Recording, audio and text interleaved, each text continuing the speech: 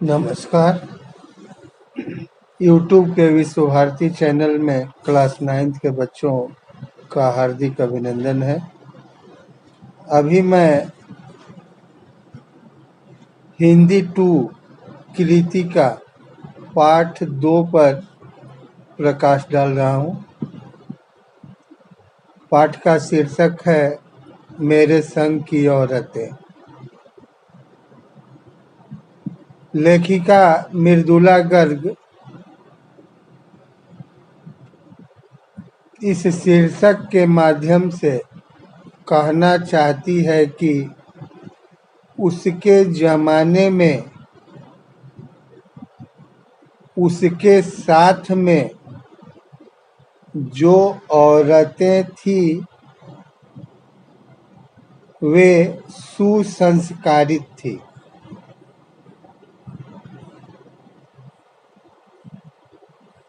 उनमें रूढ़िवादिता नहीं थी। ये नहीं कि परंपरागत विचारधारा केवल रूढ़िवादी होती है, ऐसा नहीं। लेखिका के जमाने में भी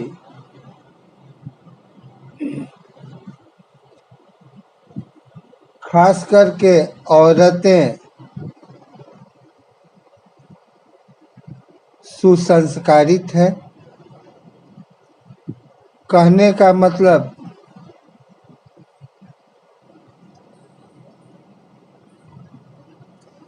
कि नारी चेतना पर वह प्रकाश डाली है। जिस देश की औरतें अच्छी हों, देश अवश्य अच्छा होगा।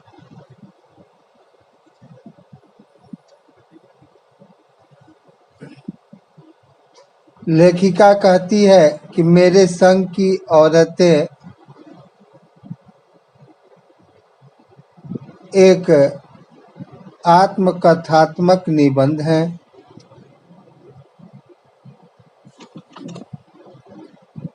इसमें लेखिका ने अपने परिवारजनों की प्रेरक प्रसंगों का वर्णन किया है। वह अपनी माँ की समाज सेवा और बड़प्पन से प्रभावित हुई। वे देश की आज़ादी के लिए बढ़ चढ़ कर सहयोग करती थी तथा घर भर का विश्वास जीत चुकी थी। कहानी की कुछ रूपरेखा मैं देना चाहता हूँ कि इस कहानी में आखिर है क्या, इस कहानी की रूपरेखा क्या है। इस अध्याय को पढ़कर छात्र लेखिका मृदुला गर्ग के जीवन से हम प्रेरणा प्राप्त कर सकेंगे। इस अध्याय को पढ़कर छात्र हिंदी गद्य की लेखन शैली, विशेष रूप से संस्मरणात्मक गद्य शैली। संस्मरणात्मक गद्य शैली क्या है? एक यादगार है से परिचित हो सकेंगे। कहने का मतलब जो बातें बीत गई हैं वे बातें अच्छी हैं, याद करने योग्य हैं, इसलिए बीती बातों को लेखिका संस्मरणात्मक गद्य शैली में कहती हैं। इस अध्याय को पढ़कर छात्र यह जान सकेंगे कि लेखिका मृदुला गर्ग के जीवन पर परिवार की औरतें, माँ, दादी, बहनें इत्यादि का किस प्रकार प्रभाव पड़ा।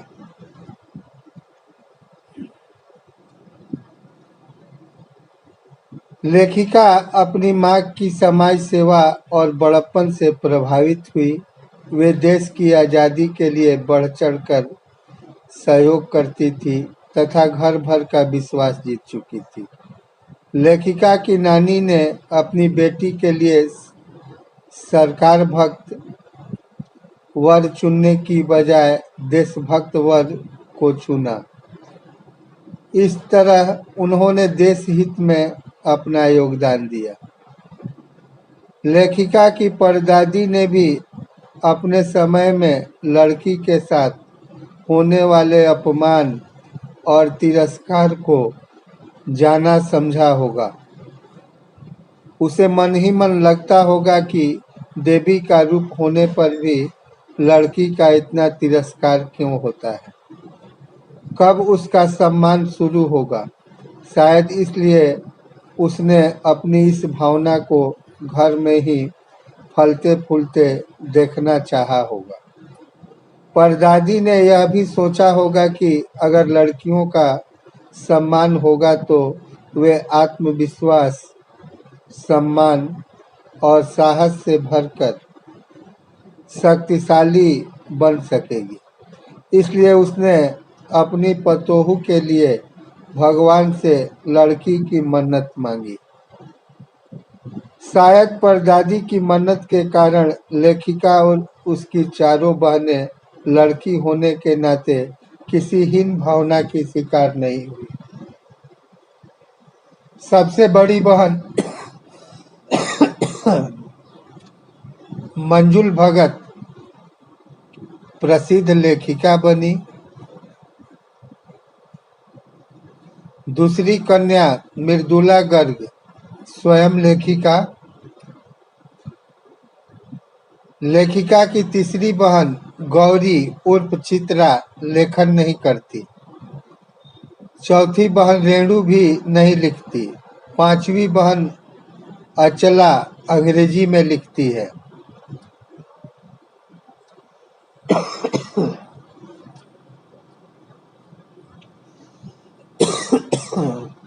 लेखिका ने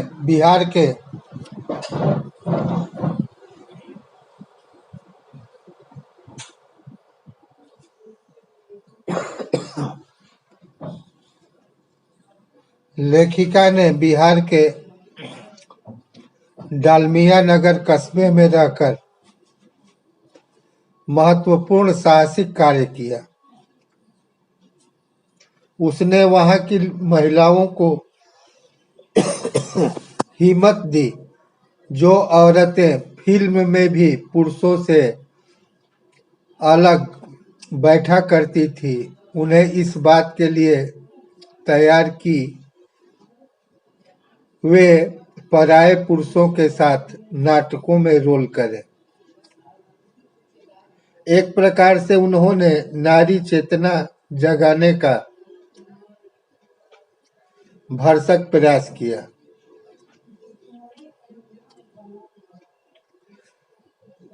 लेखिका की दादी कहा करती थी, हम हल जुतवाने का काम अपने बैलों से करवाते हैं, हाथी से नहीं। कहने का तात्पर्य यह है कि लेखिका की माँ हाथी के समान ऊंचाशय, भारी भरकम शरीर वाली, कहने का मतलब श्रेष्ठ, महान देशभक्त हैं। ये घर संसार के काम उनके योग्य नहीं है। उन कामों के लिए घर के अन्य सदस्य काफी है। कहने का मतलब कठिन से कठिन, बड़े से बड़े काम को बड़े आदमी करे और साधारण आदमी जो घर का काम काज है उसको करे। लेखिका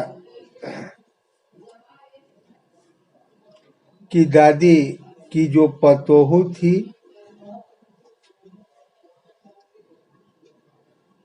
कहने का मतलब लेखिका की माँ, उनका विचार बहुत उच्च कोटि का था। इसलिए वह समाज सेवा का काम करती थी, घर का काम काज नहीं करती थी। इसलिए उनकी सासू माँ कहती थी कि हम हाथी पे हल न जुतवाया करते, हम पे बैल है। लेखिका माँ के संस्कारों के कारण लड़की होने पर कभी हीन भावना से ग्रस्त नहीं हुई। वह नानी के कारण देश की आजादी के मामले में रोमानी बनी रही। लेखिका को किताबें पढ़ने की सनक थी। लेखिका के पिता ने ब्रदर्स कारामजो नामक उपन्यास पकड़ा दिया। उस उपन्यास में बच्चों पर होने वाले अत्याचारों की गाथाएं थी। लेखिका के मन पर उनका इतना गहरा प्रभाव हुआ कि उन्हें एक अध्याय तो पहली बार में ही याद हो गया। लेखिका के सारे लेखन पर वह प्रभाव छा गया।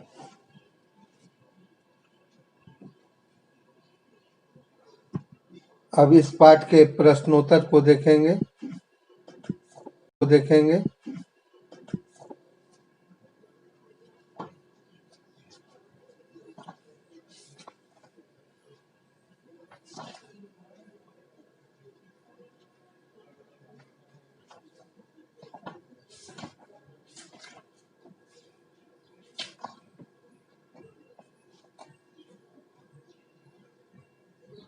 लेखिका ने अपनी नानी को कभी देखा भी नहीं, फिर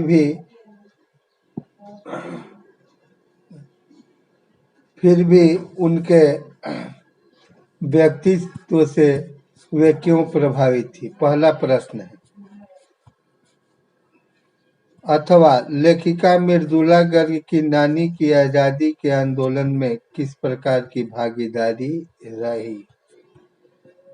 आंसर इस प्रकार है। लेखिका ने अपनी नानी को कभी देखा नहीं था, किंतु उनके बारे में सुना अवश्य था।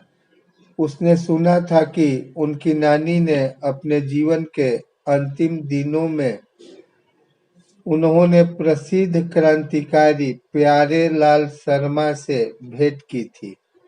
उस भेंट में उन्होंने यह इच्छा प्रकट की थी कि वे अपनी बेटी की शादी किसी क्रांतिकारी से करवाना चाहती है।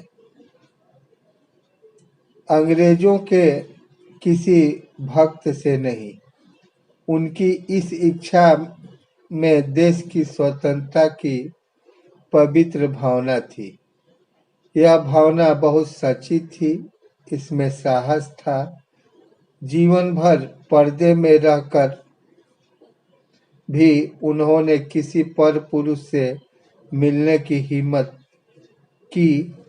इससे उनके साहसी व्यक्तित्व और मन में सुलगती स्वतंत्रता की भावना का पता चला।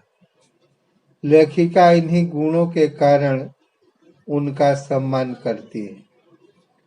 दूसरा प्रश्न है, लेखिका की नानी की आजादी के आंदोलन में किस प्रकार की भागीदारी रही?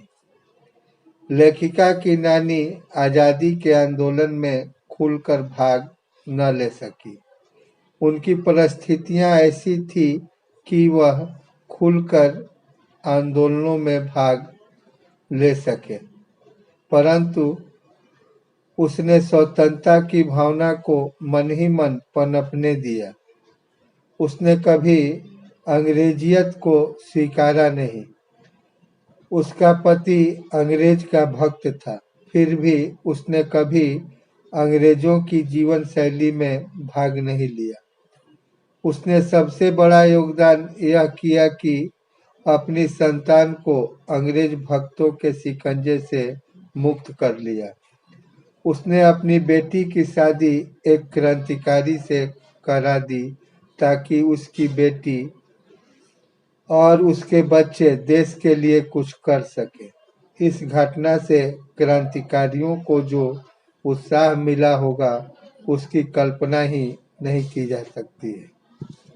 तीसरा प्रश्न है, लेखिका की माँ परंपरा का निर्वाह न करते हुए भी सबके दिलों पर राज करती थी। इस कथन के आलोक में पहला प्रश्न है, लेखिका की माँ की विशेषताएं लिखिए।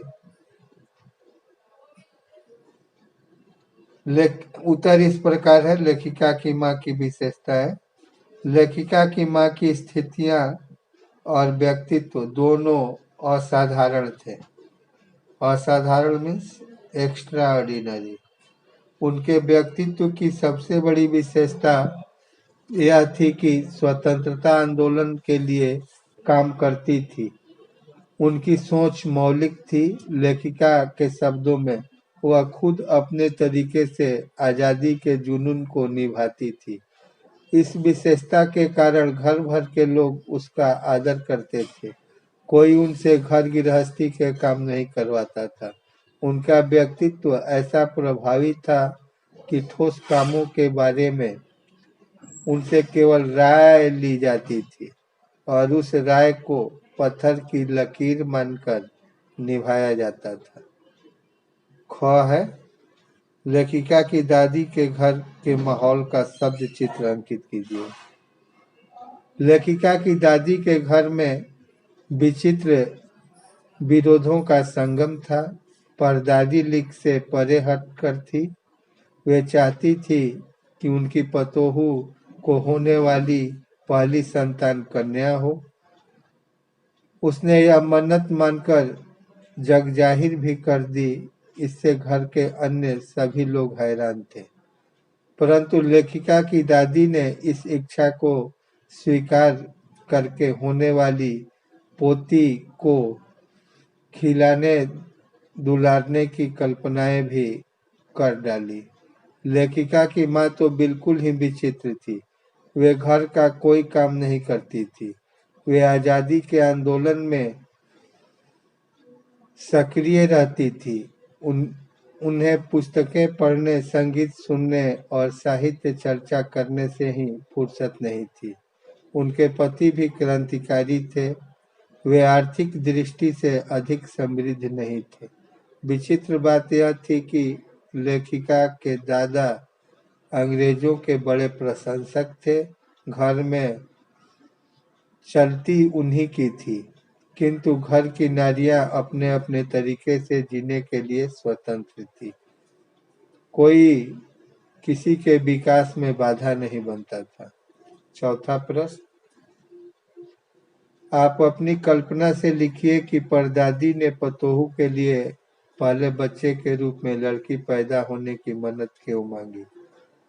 पाठ को पढ़कर उत्तर है, पाठ को पढ़कर लगता है कि लेखिका की परदादी ने भी अपने समय में लड़की के साथ होने वाले अपमान और तिरस्कार को जाना समझा होगा। उसे मन ही मन लगता होगा कि देवी का रूप होने पर भी लड़की का इतना तिरस्कार क्यों होता है। कब उसका सम्मान शुरू होगा। शायद इसलिए उसने अपनी इस भावना को घर में ही फलते फूलते देखना चाहता होगा। उसने समाज में यह भावना भरना चाहता होगा कि यहाँ लड़कियों का सम्मान होता है, अतः तुम भी उन्हें समझो। परदादी ने यह भी सोचा होगा कि अगर लड़कियों का सम्मान होगा तो वे आत्मविश्वास, सम्मान और साहस से भरकर शक्तिशाली बन सकेगी। पांचवा प्रश्न है, डराने धमकाने, उपदेश देने या दबाव डालने की जगह सहजता से किसी को भी सही राह पर लाया जा सकता है। पाठ के आधार पर तर्क सहित उत्तर देना है। उत्तर इस प्रकार है, इस पाठ से स्पष्ट होता है कि मनुष्य के पास सबसे प्रभावी अस्त्र है अपना दृढ़ विश्वास और सहज व्यवहार। यदि कोई सगा संबंधी गलत राह पर हो तो उन्हें डराने धमकाने, उपदेश देने या दबाव देने की बजाय सहजता से व्यवहार करना चाहिए। लेखिका की नानी ने भी यही किया। उन्होंने अपने पति की अंग्रेज भक्ति का न तो मुखर विरोध किया न समर्थन किया। वे जीवन भर अपने आदर्शों पर टिकी रही। परिणाम स्वरूप अवसर आने पर वह मनवांछित कार्य कर सकी। लेखिका की माता ने चोर के साथ जो व्यवहार किया वह तो सहजता का अनोखा उदाहरण है। उसने न तो चोर को पकड़ा न पिटवाया, बल्कि उससे सेवा ली और पुत्र बना लिया। उसके पकड़े जाने पर उसने उसे उपदेश भी नहीं दिया, न ही चोरी छोड़ने के लिए दबाव डाला। उसने इतना ही कहा, अब तुम्हारी मर्जी, चाहे चोरी करो या खेती। उसकी इस सहज भावना से चोर का हृदय परिवर्तित हो गया। उसने सदा के लिए चोरी छोड़ दी और खेती को अपना लिया। छठा प्रश्न है, शिक्षा बच्चों का जन्मसिद्ध अधिकार है। इस दिशा में लेखिका के प्रयासों का उल्लेख करें। शिक्षा पाना बच्चों का जन्मसिद्ध अधिकार है। जिस बच्चे का जन्म हुआ है उसे उचित विद्यालय में शिक्षा मिलनी ही चाहिए। यदि कहीं शिक्षा की व्यवस्था नहीं है तो उसके लिए उचित प्रबंध किया जाना चाहिए। लेखिका कर्नाटक के छोटे से कस्बे बागलकोट में थी। वहां उसके 2 बच्चे को पढ़ाने की समुचित व्यवस्था नहीं थी। अतः उसने एक अच्छा स्कूल खुलवाने की भरपूर कोशिश की। पहले उसने पास के कैथोलिक बिशप से प्रार्थना की कि वे वहां एक स्कूल खोलें, परंतु बिशप तैयार नहीं हुए। तब उन्होंने अपनी कोशिश से कुछ उत्साही लोगों के साथ लगकर वहां एक अच्छा प्राइमरी स्कूल खुलवाया।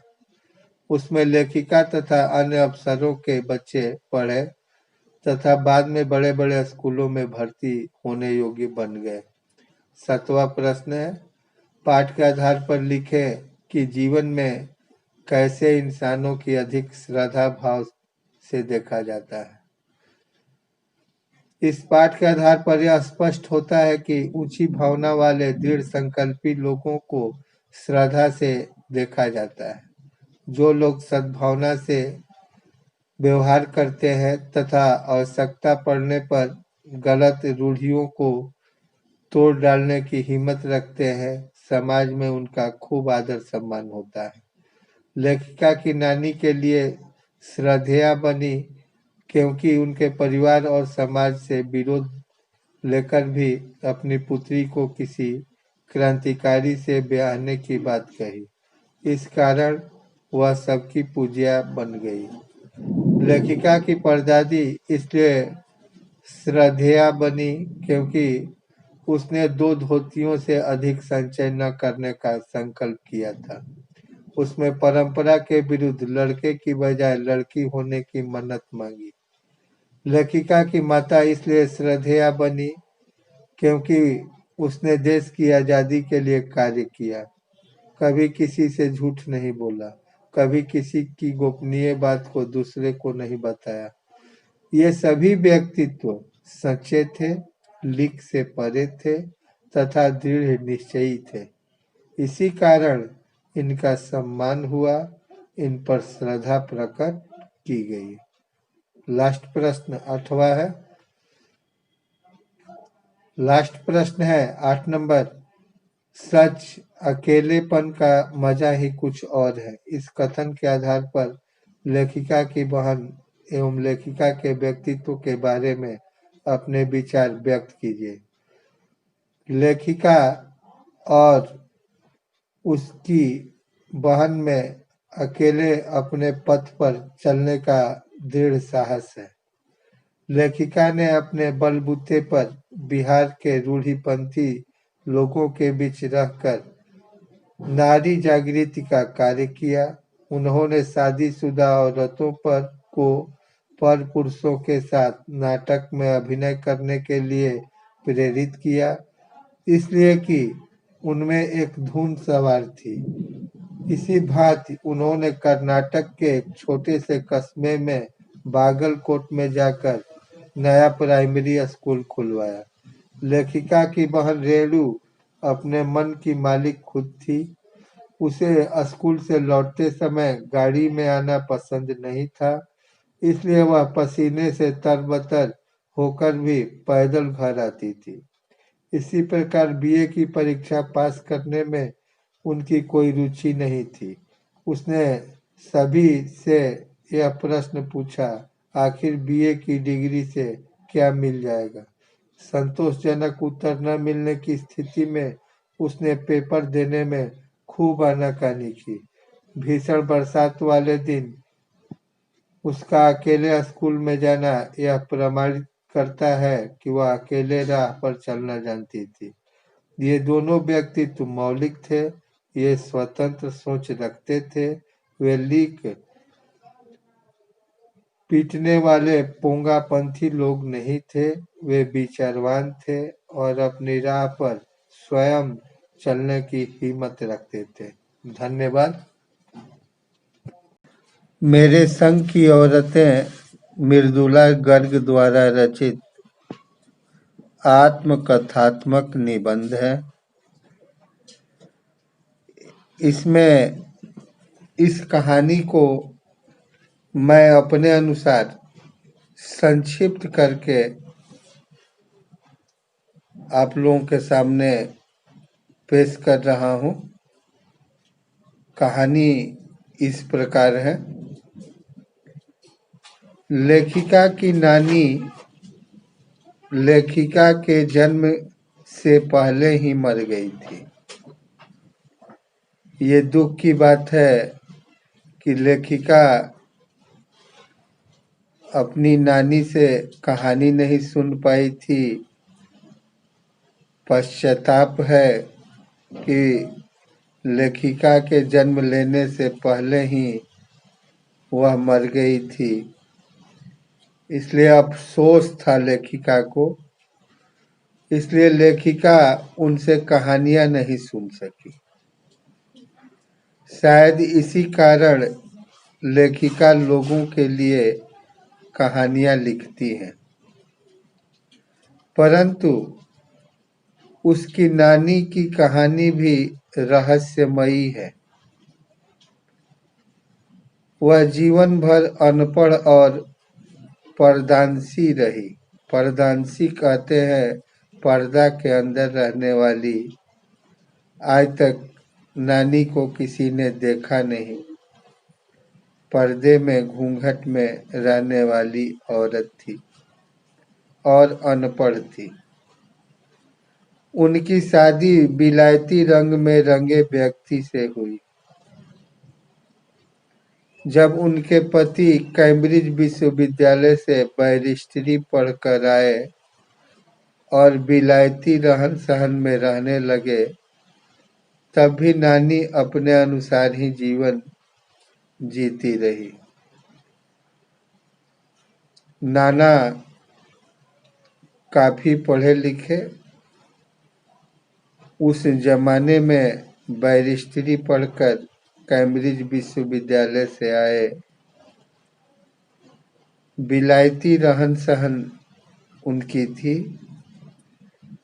नाना और नानी में काफी अंतर, आकाश और पाताल में जैसे अंतर होता है, वैसे नाना और नानी में अंतर रहा है। उन्होंने पति की जीवन शैली का कभी विरोध नहीं किया, परंतु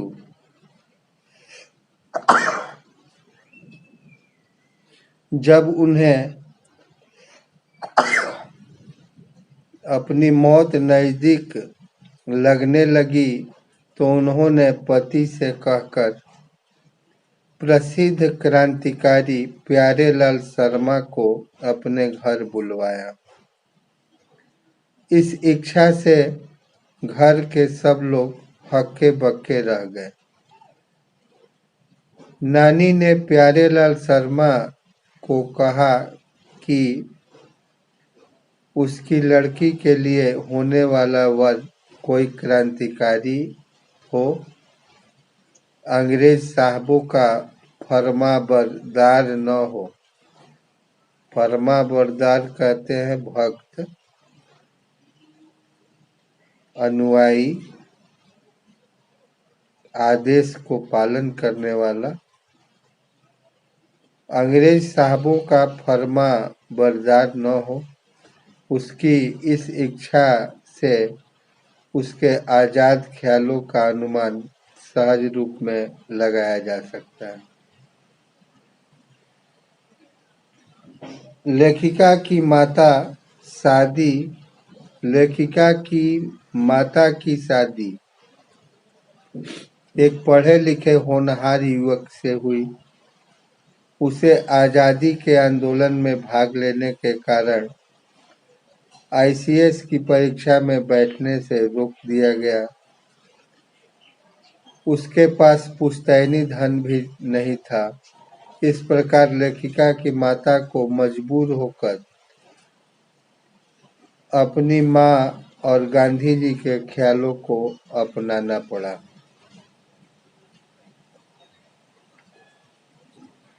लेखिका की माँ का अपने ससुराल में पूरा रोब-दाब था। इसके दो कारण थे। ससुराल वाले भी भारतीयों की तरह अंग्रेजों से प्रभावित थे। भले उनका लड़का खाली जेब क्रांति करता रहे, किंतु घर में दबदबा अंग्रेज भक्त ससुर का चलता था। ऐसी स्थिति में घर में एक सिरफिरे लड़के की क्रांतिकारी पत्नी का होना परी कथा सा रोमांच पैदा करता था। परी कथा मतलब परियों की कथा जो सुनने में अच्छी लगती है। घर में रोब-दाब किनका था? लेखिका के ससुर का। पति क्रांतिकारी थे, लेकिन पति का एक नहीं चलता था। लेखिका की माँ की शख्सियत बहुत प्रभावी थी। वे सुंदर, नाजुक, ईमानदार, निष्पक्ष तथा गैर दुनियादार थी। लेखिका की माँ में आज़ादी का जुनून बहुत था, किंतु वे उसे अपने ही आज़ाद ख्यालों से निभाती थी। वे आम भारतीय माँ की तरह बिल्कुल नहीं थी। उन्होंने न तो कभी बच्चों को लाड़ प्यार किया, न खाना पकाया, न घर बार संभाला।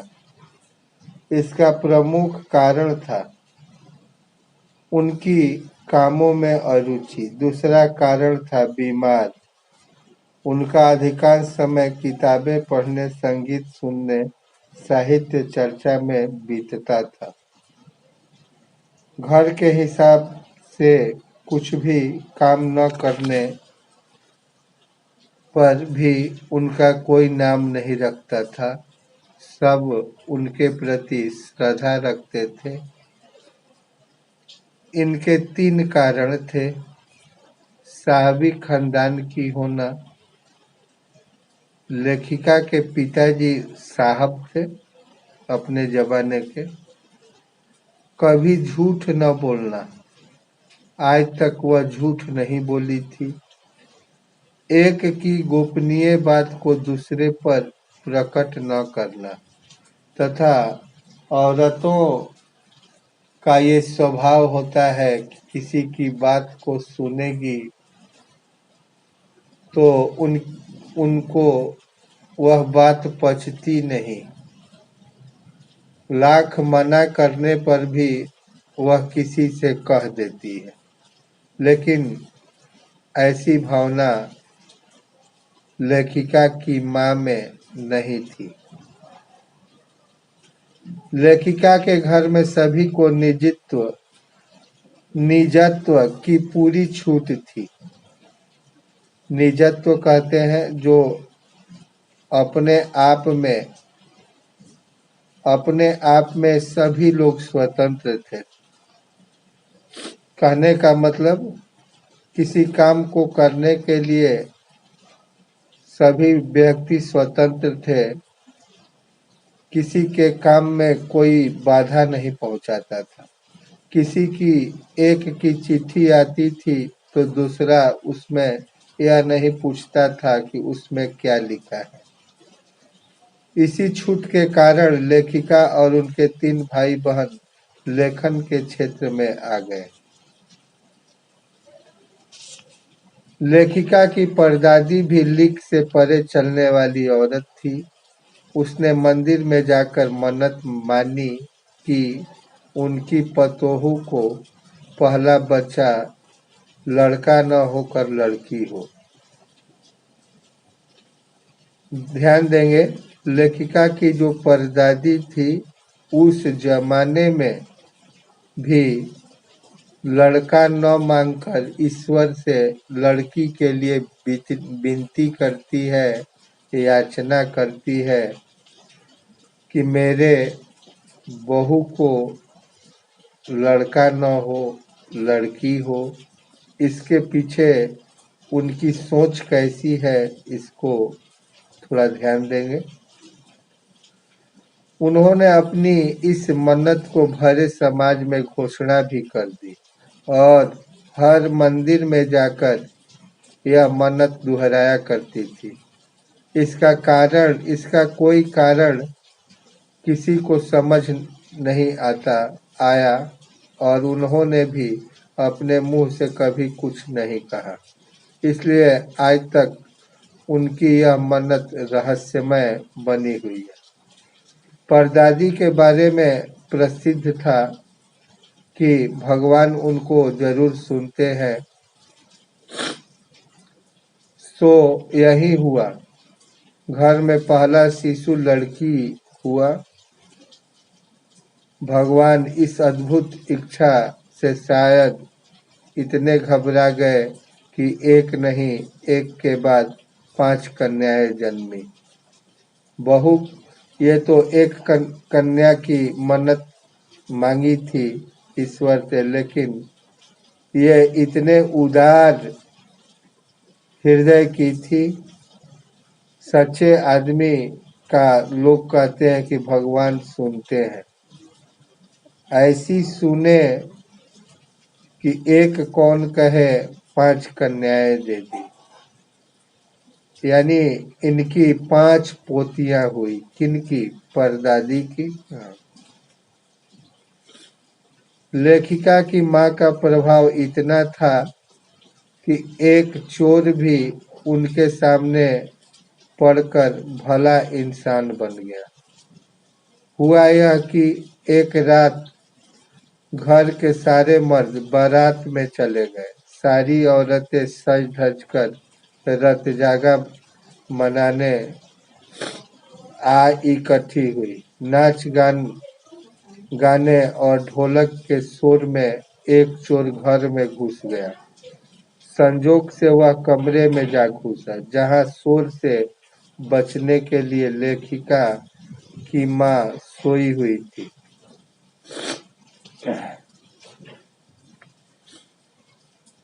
चोर के पांवों की आहट से मां की नींद खुल गई। मां ने पूछा, कौन? चोर बोला, जी मैं। मां ने उसे कहा, पानी पिला। यह कहकर उसने खाली लोटा उसे पकड़ा दिया और कुएं से पानी भरने को कहा। बोली, पर देख, कपड़ा कसकर बांधे रखियो और तरीके से छानियो। यह सुनकर चोर घबरा गया। उसने सोचा कि मां ने उसके मुंह पर बंधा कपड़ा और कमर में बंधी भांग देख ली है। मां ने फिर कहा, जल्दी पानी ला।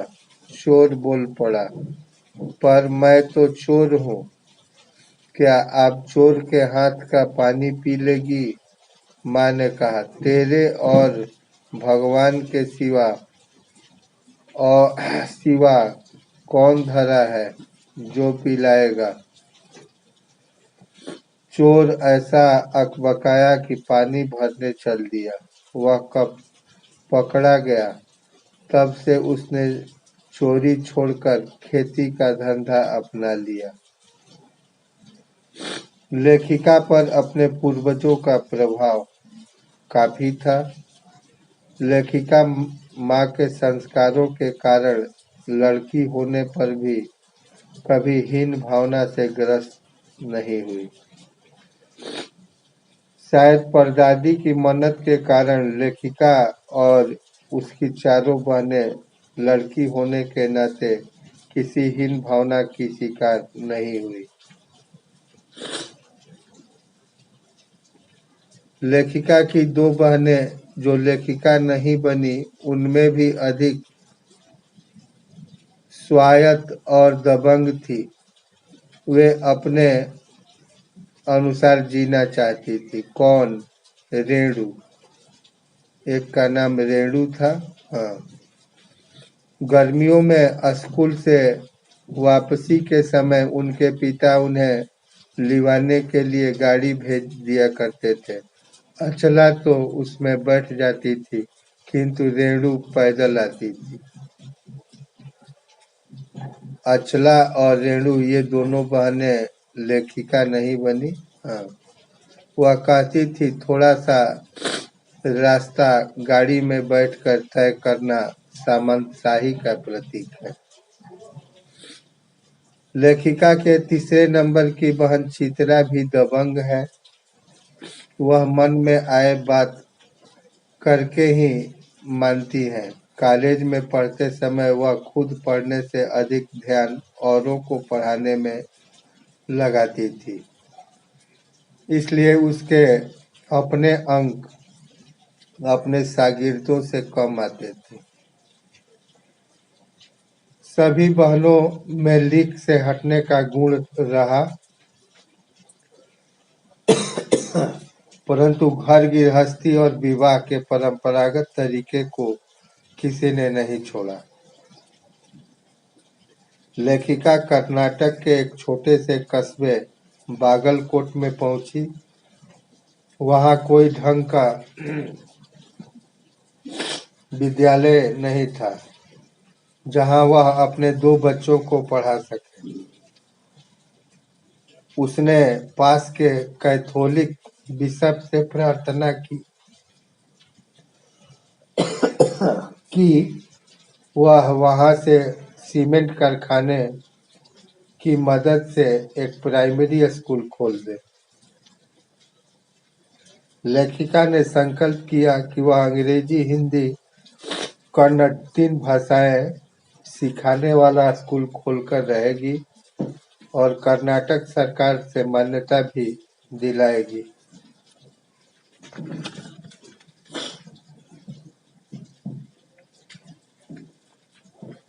लेखिका की जिद रेणु की जिद के सामने कुछ भी नहीं है। सन 1950 की बात है।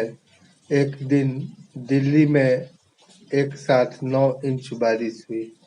पूरा नगर पानी से लबालब भर गया। कोई वाहन बाहर न निकला। यातायात ठप हो गया।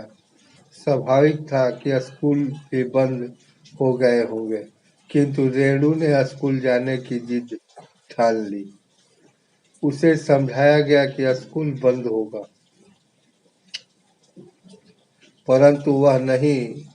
परंतु वह यही कहती, आपको कैसे पता। आखिरकार बस्ता उठाकर स्कूल गई।